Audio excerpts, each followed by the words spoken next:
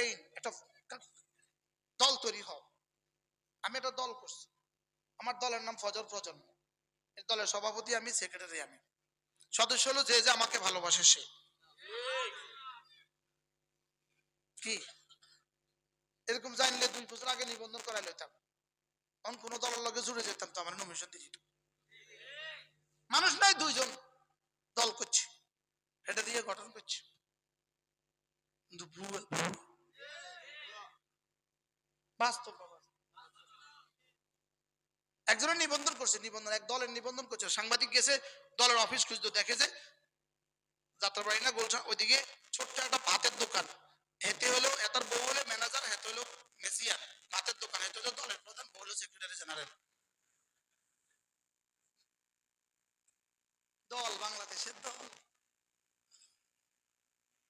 বলেন না বাস্তব না বাস্তব? এই জন্য আমি বলি দলের চেয়ে দেশ বড়, দেশের চেয়ে ইসলাম বড়, ব্যক্তির চেয়ে দল বড়, দলের চেয়ে দেশ বড়, দেশের চেয়ে ইসলাম বড়। বলেন, ব্যক্তি চেয়ে দল বড়, দলের চেয়ে দেশ বড়, দেশের চেয়ে ইসলাম বড়। বলেন, দেশের চেয়ে কি বড়? দেশের চেয়ে ইসলাম বড়। কারণ আমার কবরে আমি কোন দেশি এটা প্রশ্ন হবে না, আমার হাসরে আমি কোন দেশি এটা প্রশ্ন হবে না। তাহলে ব্যক্তির চেয়ে, দলের চেয়ে, দেশের চেয়ে আমি আমার ইসলাম নিয়ে বাঁচবো, ইসলাম নিয়ে মরবো। আর ইসলাম সূচনা, ইসলামের সূচনা ঈমান দিয়া, আর ইসলামের সূচনা ফজর নামাজ দিয়া।